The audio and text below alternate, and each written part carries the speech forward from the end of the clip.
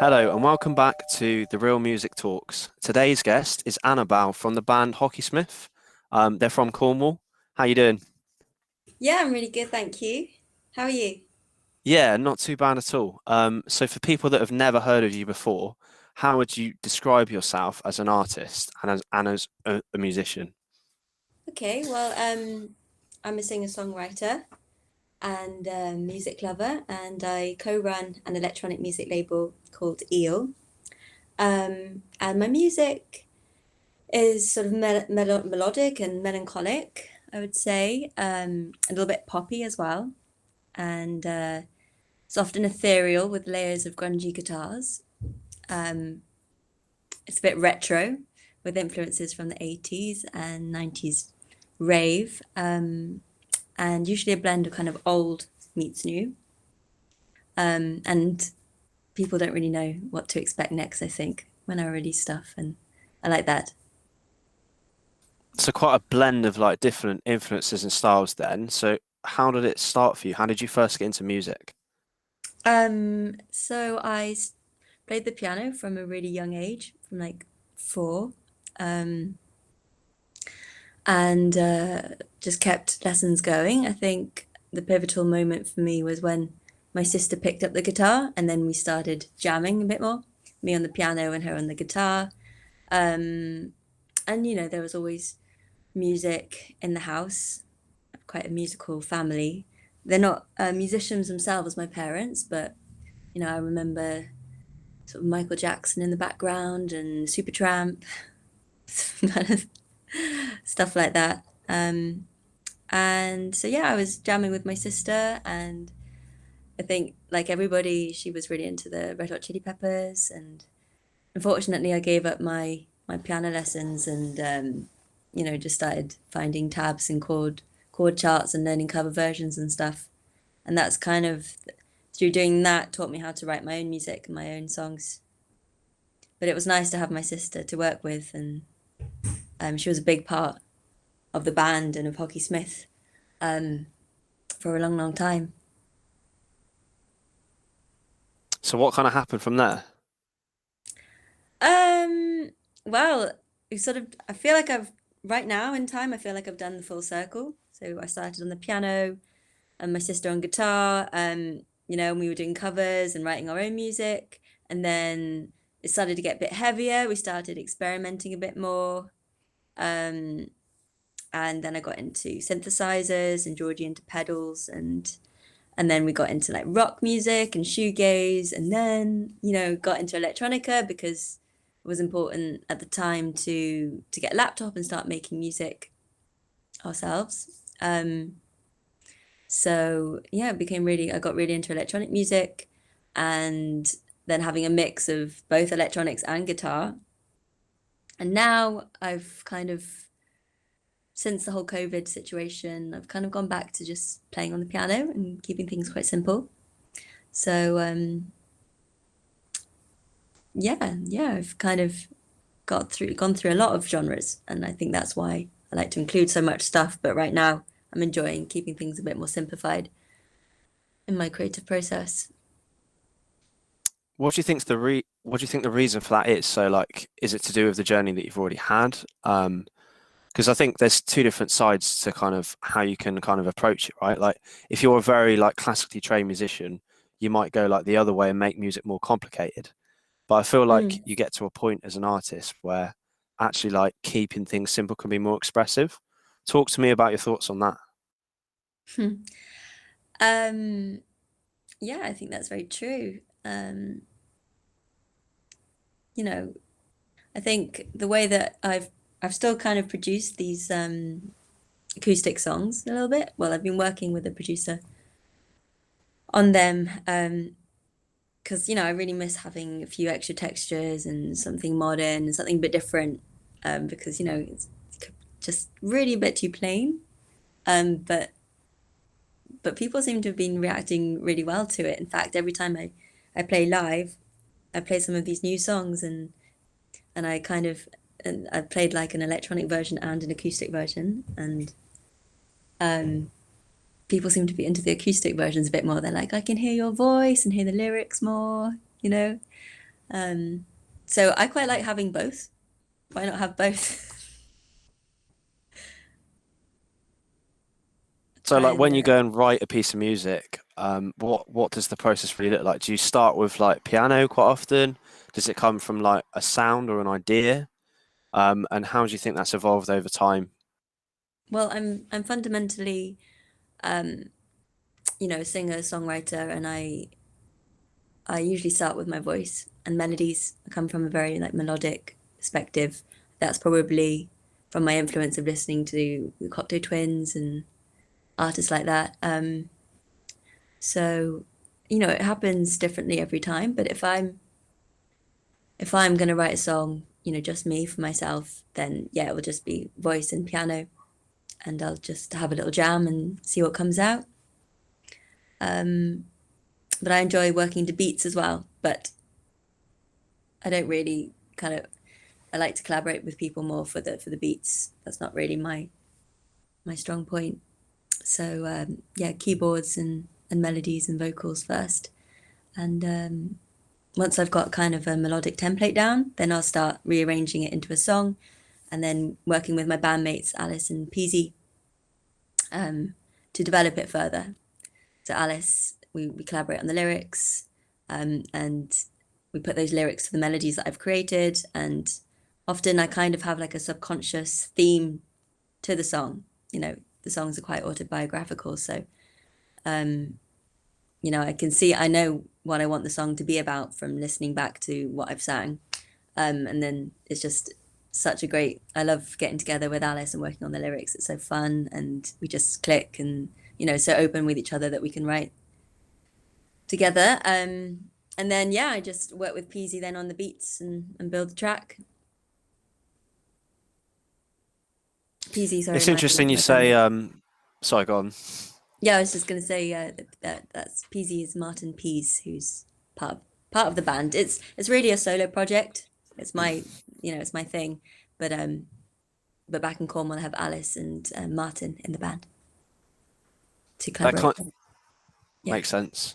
That kind of leads me on to what I was going to ask actually. Like, how do you kind of balance, you wanting to kind of take over completely on like the creative vision versus like collaborating with the other people in the band?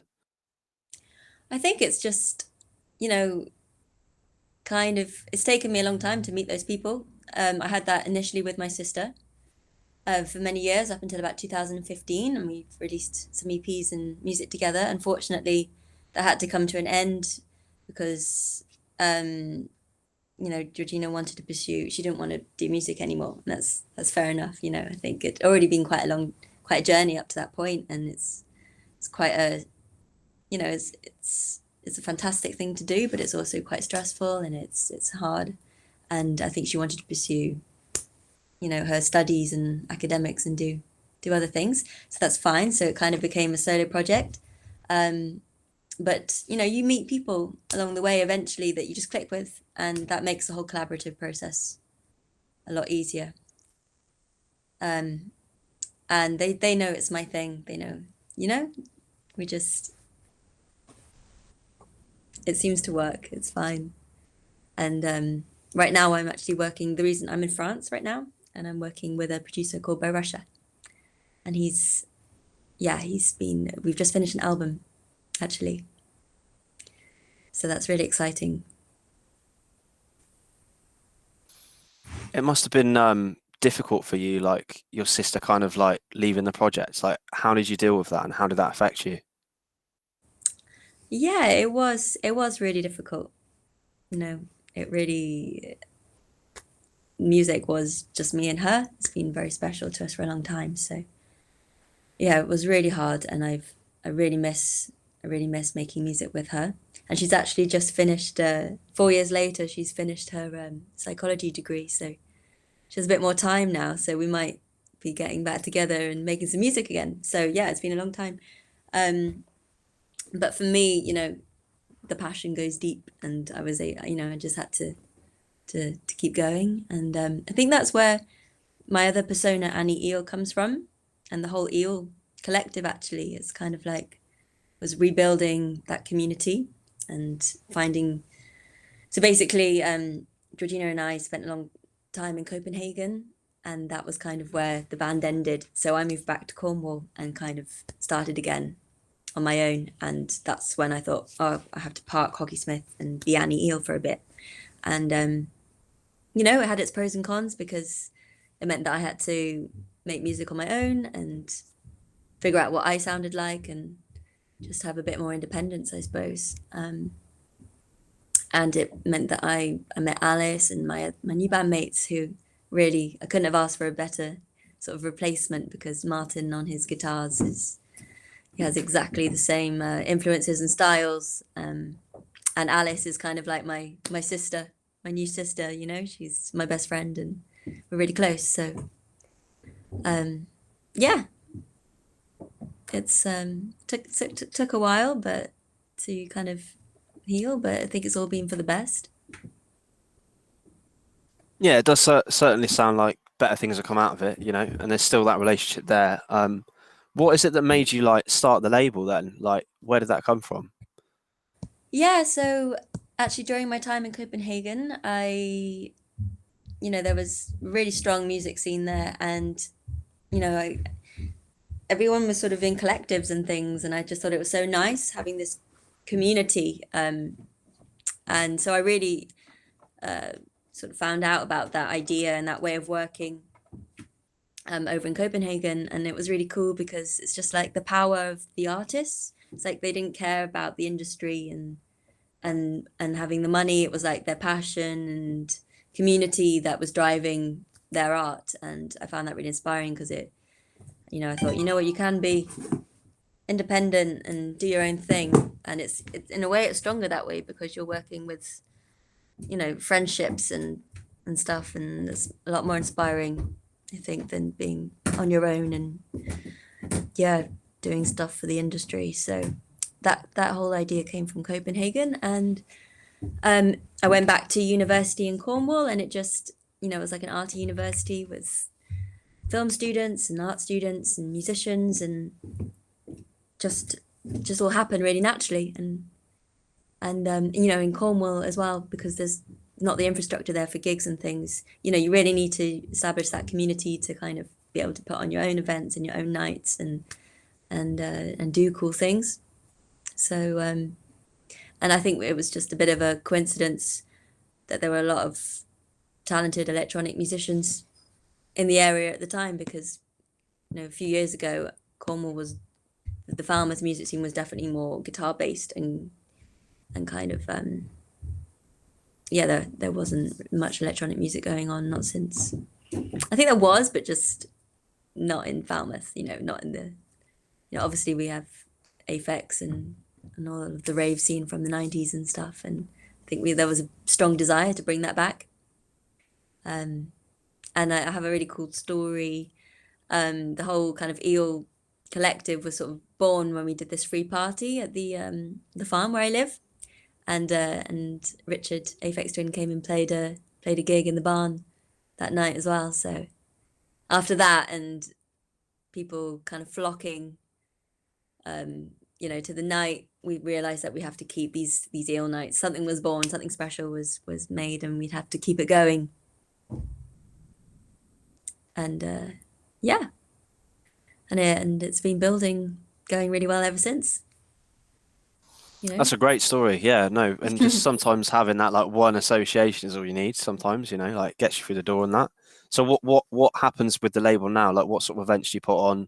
What does that look like at the moment? Yeah, well, because of COVID and everything, we had to focus on kind of just releasing music, because we were very heavily focused on the Eel nights, and we had some great artists down, and yeah, the last sort of big gig that we had was with Babby and Igloo Ghost,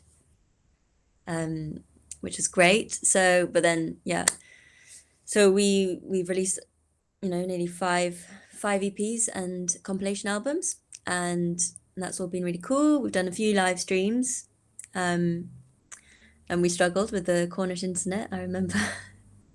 And now really we're just sort of thinking about, so we've all kind of split up a bit now.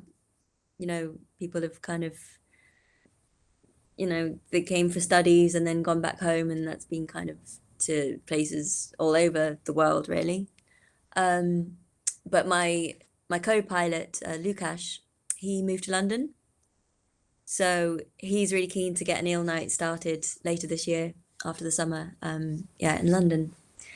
So yeah, we'll see. We've got the date confirmed and everything, so fingers crossed, really. It's a bit tricky. My focus is more on like live streams and things. So, I think it'll be a bit of both, really. We'll do what we can. But yeah, we want to get playing live and do gigs because that's really our strong point. Yeah, it's interesting how like there's been so many more live streams being created through the pandemic. And I do wonder, It like, is. when it goes back to normal, how things have changed, like if that's still going to continue or if it will completely die out. What are your Yeah. thoughts?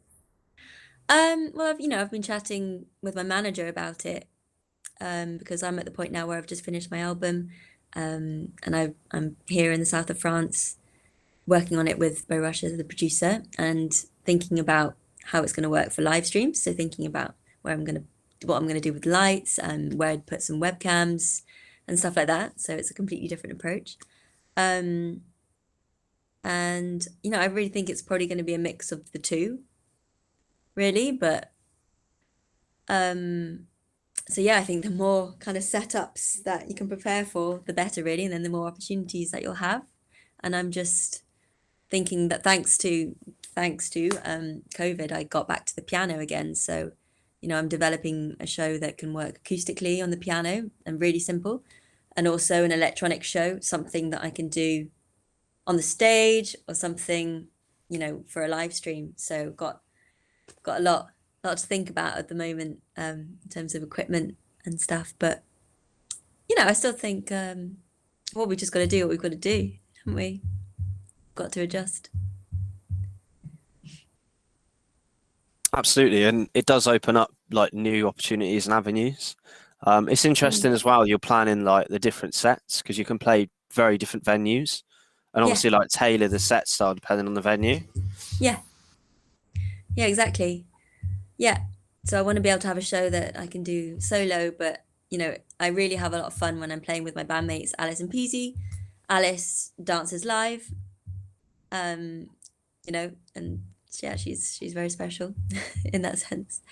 And Peasy as well, having those live guitars really makes a difference. It really makes an impact. Alice is like my hype woman, and together we just go for it. And Peasy's there, kind of, he's a bit like someone from Radiohead or like a shoegazer, just kind of in the background. And I love it. It just sounds so full. But I've been spending a lot of time in France, and I'm not really sure. I think I'll still be going between Cornwall and France, so I need to have something that can work on my own as well. So yeah. That makes sense. And I wanted to ask as well, like, because we have quite a lot of upcoming new artists, underground artists coming on the show and watching the show. And I know you got a manager. When did you first started working with a manager, and what kind of benefits did that bring you? Yeah. Well, honestly, I've had management sort of for the last 8 or 9 years, really. When I started the band, Georgina and I, we had, a kind of team of 3 managers. It was pretty epic because it was like Ed Rocks. I don't know. We just put out a song, and the industry actually came, and it was like, wow, this is happening. We had management, and that was kind of like launching the whole project for the first time. And looking back, it was really cool. We really did have a great launch. We got to release on our own label, and we, got to make some music videos, and we had a bit of funding, and we had really amazing press. And that was, we were kind of like a little hype going on. So that was really cool and really exciting. But began to realize that actually, we had a lot more songs to write, and it was kind of stressful, and you had to keep up the pressure. And we were still quite young and kind of figuring out what we wanted to make. And we had a lot of pressure from the management on our sound, and we didn't really like that. So that's why we moved to Copenhagen to kind of just, we got booked to play a festival over there, and we were kind of lacking some inspiration at the time. We were kind of like on our own in Cornwall, and then going to work in London in a studio, and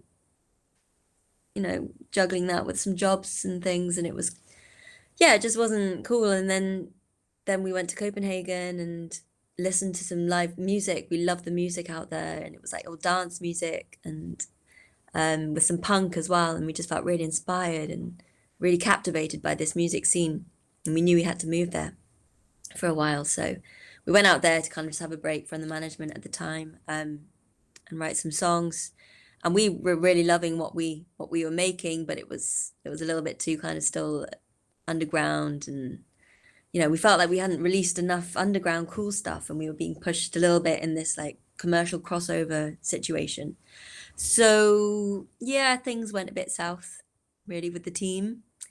And then, as I said, my sister, she got ill and left the band, and then I was sort of on my own. So I then sort of things fell apart with that team. We actually fired the manager. Yeah, that's perfectly fine. No matter how good the team is, you just got to do what's good for you and what's good for the art. So so that was fine. And I had a new manager for a while, and worked with him for like a year and a half while I was at uni, and nothing was really happening, and so I had to fire him too. And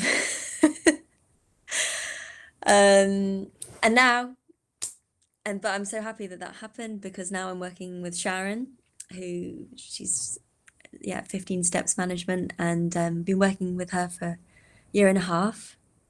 And she's great. I really love having a female manager. It's great.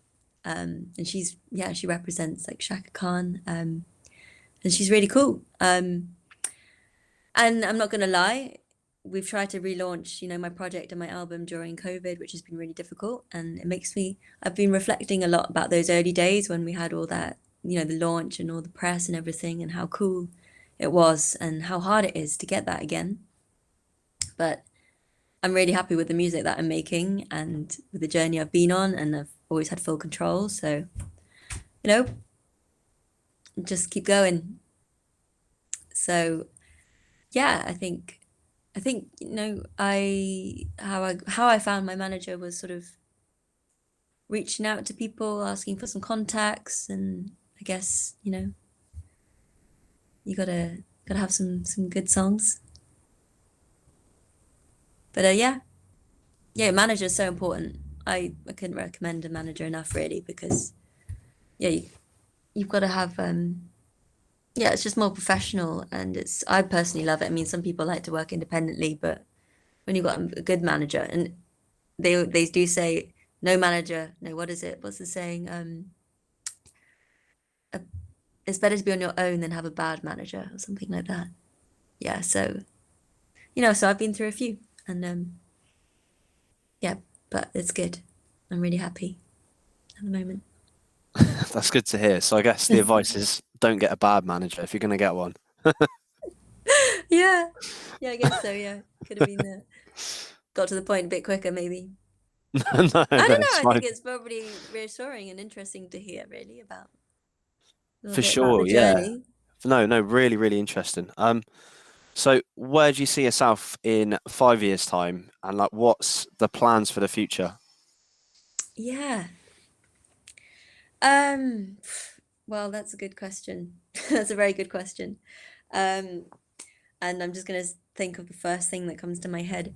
So I was walking in Paris with my friend Cleo, and we were discussing this, and she was like, "Oh, I can see you, in this, I've forgotten the name, but this big park in Paris, and you'll be playing a show live and be talking in French to the audience, and it's gonna be really cool." So yeah, I guess still doing music, still playing live, um, hopefully with some more albums out by then, and just a bigger fan base and more recognition. And I would hope, all I want really is just some more funding, and because that would allow me to do so much more with my music and collaborate with people, properly and with a budget. Because as much as I love the independence and the creative control and doing it myself, it's really important to have a budget to pay people for their jobs, producers and collaborators, and also pressing to get that exposure. So but yeah, who knows? At the moment I'm splitting my time between Cornwall, living in my Winnebago bus, and in Paris. And yeah, I'd like to be able to spend more time on music, really, which is why I have the bus. But it also gives me a lot of freedom to move, because my inspiration comes from, my experiences and my life experience. And I don't feel at the moment like settling down. I like to explore and always be doing stuff. So, but Cornwall is a very special place. So I don't know. I can't say where I'll be at in 5 years' time. I just want to make a lot more music, and yeah, as long as I can pay my rent. I think that's everyone's kind of main goal on it. So we're nearly out of time today. It's been really great chatting. But is there anything else you'd like to leave the audience with? Basically, you can kind of say what you want from here on. Oh wow, a freestyle. I mean, I don't know. I'll leave on something positive, I suppose. Yeah, just keep the faith, keep the focus, and look out for our eel nights in London, around the southwest. And yeah, just stay positive. We're in this post-COVID time now, and excited to see what's going to happen when we all have a bit more freedom. Absolutely. There's going to be a lot of good things for the music industry for sure. But yeah, great chatting today. Appreciate your time. Thanks very much, guys. See you next time. Thank you. Bye.